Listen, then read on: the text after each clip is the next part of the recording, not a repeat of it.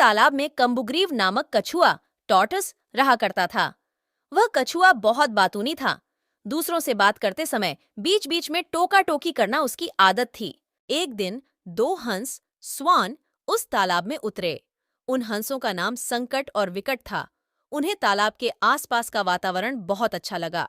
उसके बाद से वे प्रतिदिन वहां आने लगे। कम्बुग्रीव कछुआ उन्हें प्रतिदिन देखता। एक दिन उसने उन दोनों हंसों से बात की। वे उसे दोनों भले और सज्जन लगे। शीघ्र ही उनमें गाढ़ी मित्रता हो गई। हंस रोज तालाब में आते और कछुए से मिलते।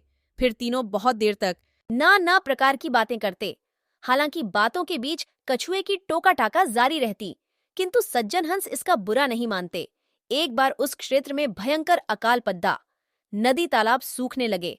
वह तालाब भी सूखने लगा जहां कछुआ रहता था। एक शाम जब हंस उससे मिलने आए तो उसे बताया कि वे दोनों वह स्थान छोड़ कर 50 कोस दूर स्थित एक अन्य झील पर जा रहे हैं जो पानी से लबालब है।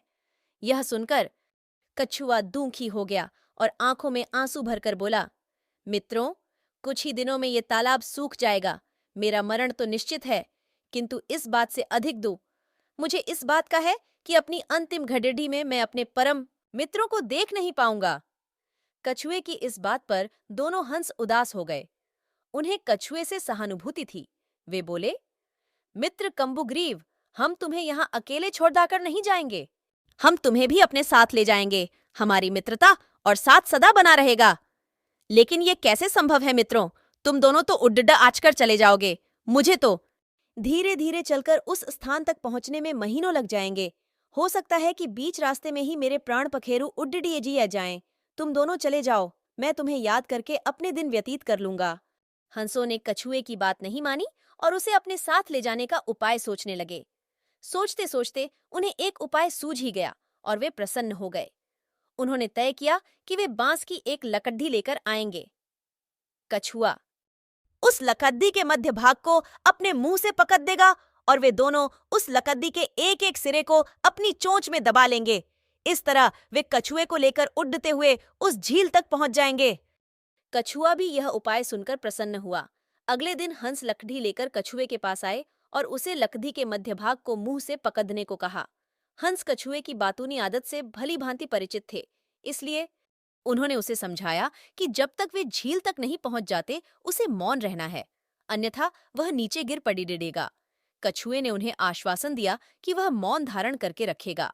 इसके बाद दोनों कछुए ने दृढ़तापूर्वक लकड़ी के मध्य भाग को पकड़ दच लिया। हंस लकड़ी के दोनों सिरों को चोंच में दबाकर आकाश में उड़ने लगे। उड़ते उड़ते वे एक कस्बे के ऊपर से गुजरे। तभी किसी ने आकाश के उस विचित्र नजारे को देख लिया।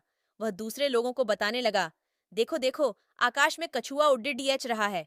एक मुंह से दूसरे मुंह होते हुए ये बात पूरे कस्बे में फैल गई। लोग घरों के बाहर निकल आए और शोर मचाने लगे। यह शोर सुन कछुए से न रहा गया और वह हंसों से बोला, ये लोग हमें देख इतना शोर क्यों मचा रहे हैं? बोलते ही कछुए के मुंह से लकड़ी छूट गई और वह सीधे जमीन से आ टकराया। जमीन से टकराते ही उसके प्राण पखेरु उड़ गए। मूर्ख कछुआ कहानी से सीख, मॉरल ऑफ द स्टोरी। 1. बुद्धिमान व्यक्ति किसी कार्य के बारे में योजना बनाकर उस पर पूरा अमल करते हुए सफलता प्राप्त करते हैं, अन्यथा योजना पर टिके न रहने का दुष्परिणाम भोगना पड़ी डी डी एचता।